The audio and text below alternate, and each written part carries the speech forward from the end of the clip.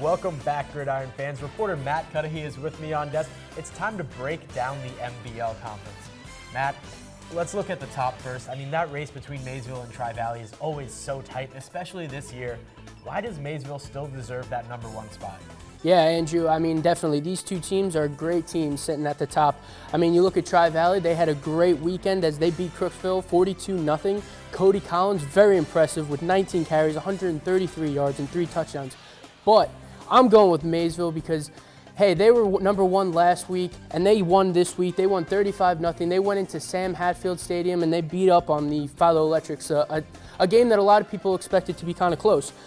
You see Chase Roberts, Gridiron Glory Player of the Week. He accumulated 3 touchdowns, 1 passing, 1 rushing, and 1 receiving. So, you know, the way I see it, you can't go wrong with either one of these teams. They both have great defenses. Both of them have accumulated 2 shutouts each this season. So, you know, the way I see it, you can't go wrong with either one of them. Certainly, they're both 2 great teams, and I can't wait to see them play each other later in the year. And now let's look at the middle of the pack where we have a cluster of teams that are really tight. Which team could you see breaking out into the top tier of the MVL? Yeah, Andrew, there's 5 teams right now sitting at 1 and 2. So there's this big group sitting in the middle, and you know they're waiting for one team to just separate themselves. But I have the Philo Electrics separating themselves from the pack. I know they had a tough loss this weekend against Maysville. You know, it was disappointing, especially at home.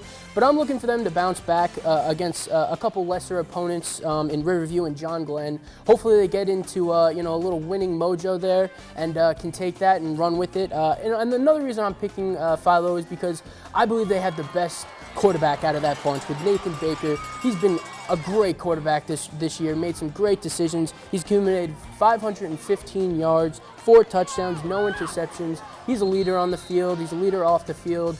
And, you know, I think Philo is going to be that team to really separate themselves and distinguish themselves in that pack.